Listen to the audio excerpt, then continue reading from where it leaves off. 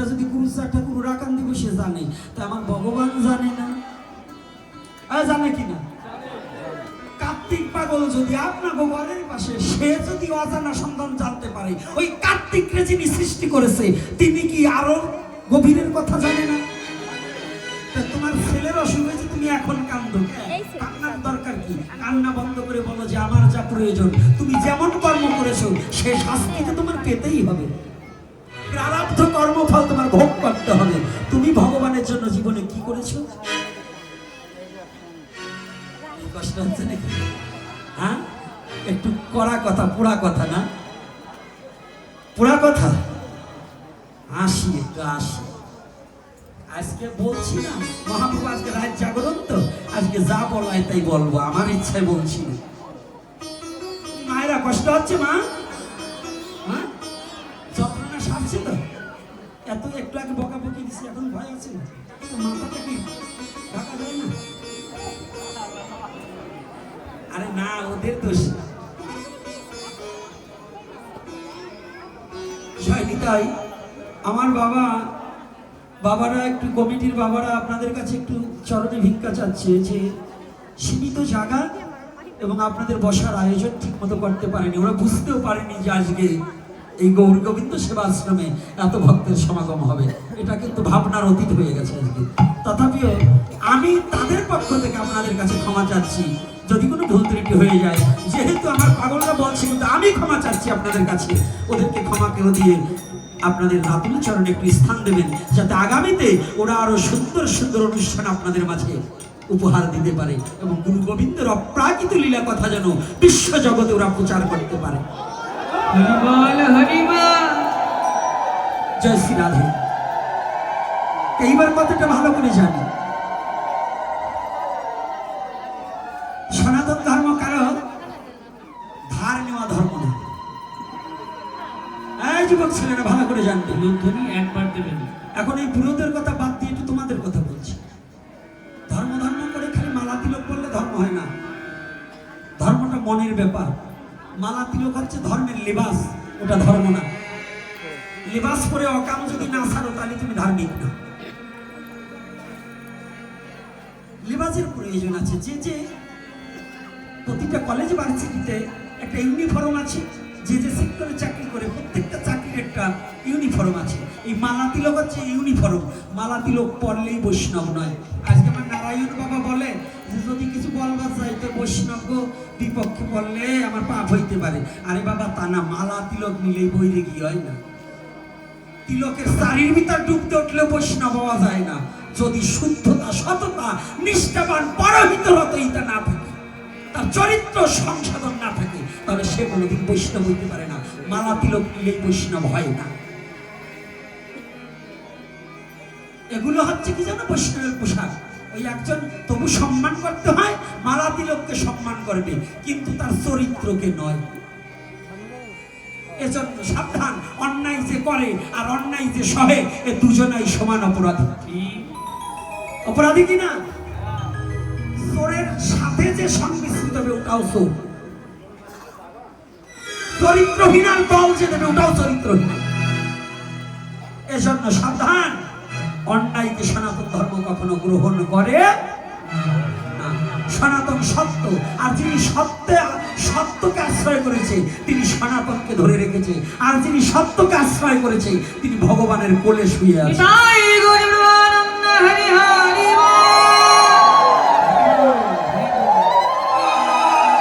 আজকে দেখুন সনাতন ধর্মের দর্শনগুলো একটু ভালো করে বুঝুন। আমি বলছি সনাতন ধর্ম পৃথিবীতে কারো কাছে ধার চাইনি। এই জন্য সনাতন ধর্মের কোন আলোচক অন্য ধর্মের আলোচনা করে না,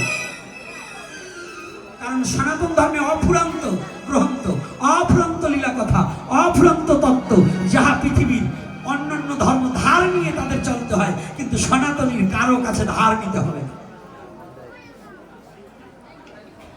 কি কথাটা যুবক বাবারা বোঝা যাচ্ছে?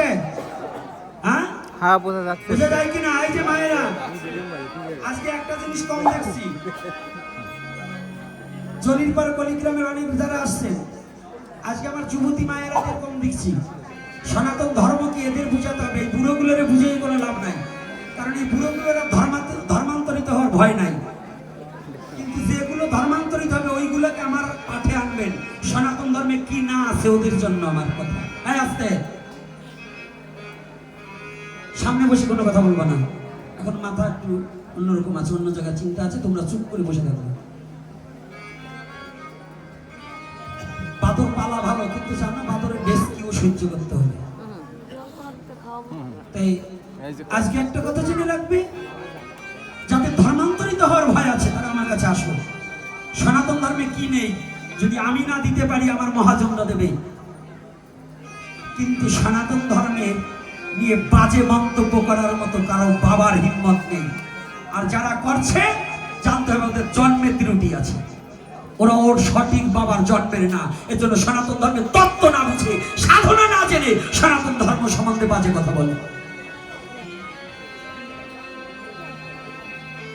কথাটা বুঝতে পারছেন আমার কথাটা কি? ভালো করে জেনে যান, সনাতন ধর্ম এমন একটা ধর্ম যে ভগবানের সাথে সম্বন্ধ স্থাপন করা যায়।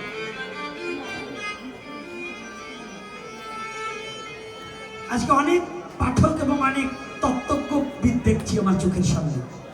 আমি একটু আলোচনা আলাদা মার্গে করছি, শুধু ভক্তি মার্গে করলে কাজ হচ্ছে না। কারণ আমার জাতি যদি না টেকে, শুধু করতাল বাজাই হরে কৃষ্ণ বললে কোনো লাভ হবে না। আগে আমার জাতিকে রক্ষা করতে হবে। আমরা যদি না জাগি মা, কেমনে সকাল হবে? তোমার ছেলে উঠলে মাগো রাত পোহাবে তবে। কি বলা আছে? আমি হব সকাল বেলার পাখি, সবার আগে কুসুম বাগে উঠবো আমি ডাকি। সূর্যি মামা জাগার আগে উঠবো আমি জেগে, হয়নি সকাল ঘুমা এখন মা বলবে রেগে। হ্যাঁ যুব সমাজ, তুমি যদি কোনো ভালো কাজে যেতে চাও, তোমার ধর্মকে রক্ষা করার জন্য তোমার বাবাও যদি তোমাকে বাধা দেয়, ওই বাবার কথা পরিত্যাগ করে নিজের স্বধর্মকে রক্ষা করার জন্য এগিয়ে আসতে হবে, তবে তুমি সনাতনী। কোথায় দিয়েছে আমি দর্শন দেব, প্রহ্লাদ তার বাবার কথা মানেনি, কৃষ্ণের জন্য বাবার বাক্যকে পরিত্যাগ করেছে।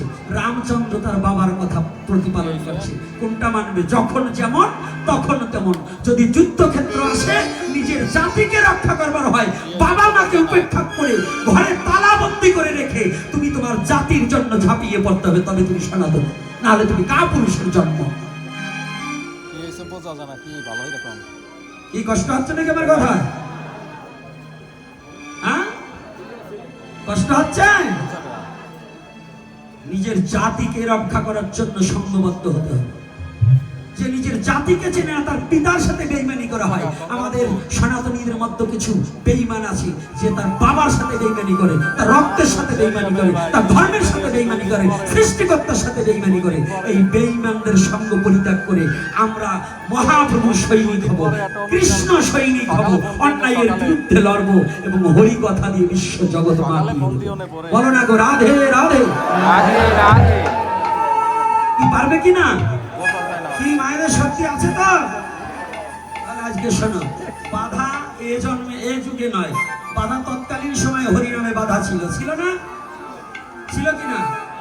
আর শত্রু কিন্তু বাইরের কেউ নয়, কৃষ্ণের শত্রু তার মামা। কি কৃষ্ণের শত্রুকে বংশ কি হয় তাই বুঝবেন। আমাদের ওই ঘরের শত্রু কিছু বিভীষণ থাকতে পারে, ওগুলোর ভয়ে ধর্ম করা বন্ধ করা যাবে। আজকে তো বলছে মনে থাকবে না তো? অবশ্যই। আজকে শুনুন বাধা কেমন আসছিলেন। আজকে আমি একটা জায়গায় একটু মার দিয়ে চলে যাচ্ছি, সেটা হচ্ছে আমি বলছি ক্ষেত্র সম্বন্ধে, দেহ তত্ত্ব সম্বন্ধে জানতে হলে ভাগবতে গিয়েই সব জানা যাবে না, কারণ এটা একজন চৈতন্য গুরুর চরণে আশ্রিত না হলে সম্পূর্ণ তত্ত্ব আমি ভাগবতে বলতে পারবো না, নাহলে আমার ব্যবসা কমে যাবে। এটাও আমার একটা ব্যবসা। তাই এই জন্য আত্মতত্ত্ব দর্শনকারী সদ্গুরুর চরণে আশ্রিত না হলে তার বিপদ হবেই পদে পদে। তাই এই বিপদ থেকে আজকে হরিনামের বাধা, এই বাধাকে অতিক্রম করার মতো কে ছিলেন? কে হরিনামকে ছাড়েননি? আজকে গৌরীলার একজন পার্শ্বদ, তার চরিত্র ধরে ছোট্ট একটু আলোচনা করে ইতি টানতে চাই। তাই আজকে নাম শুনেছেন, একজন ব্যক্তির তিনটা নাম: জপন হরিদাস, হরিদাস আর ভক্ত হরিদাস। কয়টা নাম? তিনটা। আমি বলছি না, শাস্ত্র বলছে। নাম তার কয়টা? যমন হরিদাস, ব্রহ্ম হরিদাস আর ভক্ত হরিদাস। হ্যাঁ, যুব সমাজ ভালো করে জানবেন। হরির লুট কবে থেকে উৎপন্ন জানেন তো? আজকে যে পাতা ষষ্ঠীটা নেই, সিটাসিটি কবে থেকে? বলবেন উড়াকান্দি ঠাকুর বাড়ি থেকে। না, আমি একটা কথা, ঠাকুরের বাবারও তখন জন্ম হয়নি। এই হরির লুট আরো আগে থেকে। আমার হরিচাঁদ ঠাকুর, আমার গুরুচাঁদ ঠাকুর, আমার মহাপ্রভুর ওইটাকে অনুসরণ করে সেই হরির লুট আজ উড়াকান্দির বাড়িতে ছিটায়।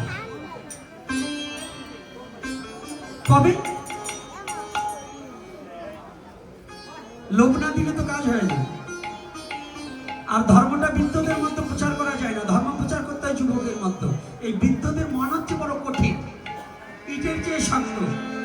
ওদের মধ্যে বীজ বপন করলে ওই বীজ গজাতে চায় না। আর যদি কোমলমতি মনে কোনো বীজ বপন করা যায়, ওটা আস্তে আস্তে বিকাশ করে। এই জন্য বুড়োকালে কেউ প্রাইমারিতে পড়তে যায় না, পড়তে যায় কখন?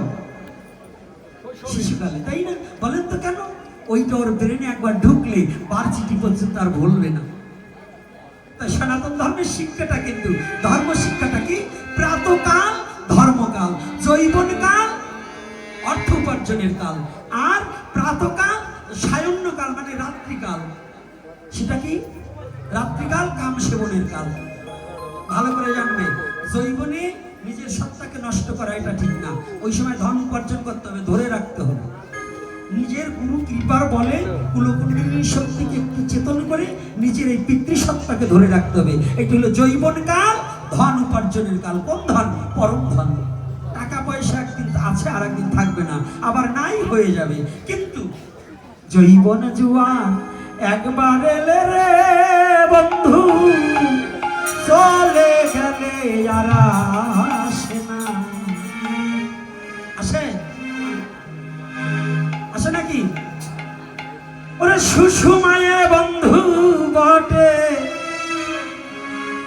অসময় কেউ ভালোবাসে না। বাজবে? কথাটা বুঝতে পারেন? ইঙ্গিতে বললাম, বুঝে দিবেন। তো এইবার যৌবনকাল ধন উপার্জনের কাল, আর রাত্রিকাল কাম সেবনের কাল। এই যে আমাদের এখন হরিনামের কাল, যারা না অনেক বুড়োরা আছে এখানে, এর মতো বিচারতে থাকতে পারে, মন্দিরের বারিন্দায় তাস খেলায়। অনেক বুড়োগুলো আছে হরিনাম করে না, তাস খেলায়। এগুলো হচ্ছে কলির ভাইরা। আর সংবোধনে নেবে, সেটাও কলি হবে। এই বুড়োগুলো হরিনামের মালা নাই, তাস খেলাবার বাড়ি চলি। এই কটাই শয়তান সমাজে, জানিয়ে রাখবেন। সবচেয়ে বড় শয়তান ওইগুলো, যেগুলো হরিনাম বাদ দিয়ে তাস খেলায়। এইগুলি হচ্ছে সনাতনের শত্রু এবং বড় শয়তান। এইগুলো থেকে সাবধান। আমি জানি আগামী দিনে গাইবে অনেকে, বকাবকি যতই খাই, সত্য কথা বললে। আজকে দেখুন আমার ঠাকুর হরিদাস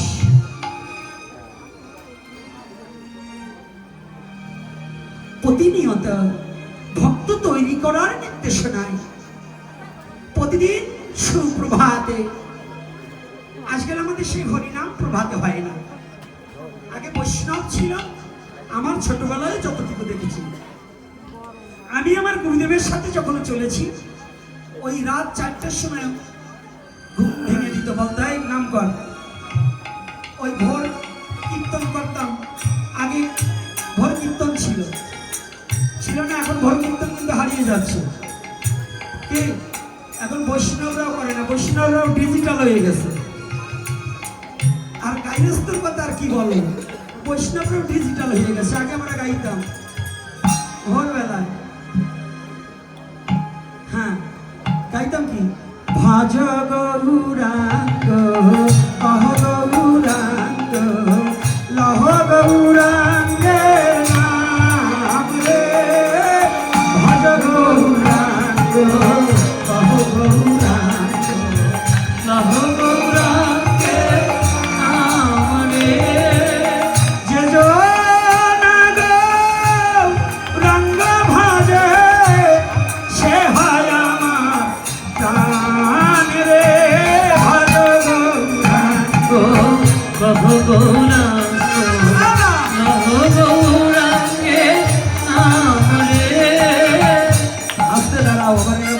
বোর হয়ে গেছে। হ্যাঁ, আগে কীর্তন করতো, কিন্তু এখন আর সে কীর্তন হারিয়ে গেছে। কি বাবা আছে? হারিয়ে গেছে। আমি যখন এই চলিরপাড় বনগ্রাম এখানে যখন বেড়াইয়েছি, কোথায় লালু দর্জি ছিল এবং ওই যে খুকি ছিল, তারপরে সতীশ বাবু ছিল, অনেক বৈষ্ণব ছিল। তিনটা দেখতাম ভোর হলেই একতারা বাজিয়ে কত মধুর কীর্তন করতো, কাছে গিয়ে বসতাম, কত আনন্দ ছিল। এখন বৈষ্ণব হইছে খালি খিচুড়ি নষ্ট করার, চাইলে নষ্ট করার নামের বৈষ্ণব নাই, খালি হিংসা চড়ছে। ও গেলে আমি যাব না, অমুক দলের নিমন্ত্রণ করলে আমি খাবো না, অমুক এই জন্য আমি ওর হাতে খাবো না। এরকম আছে কিনা? বৈষ্ণব হইছে, ওরে বৈষ্ণব উৎসাহ করে আত্মাও দেয় না, সে রান্না করে দিলে খাওয়া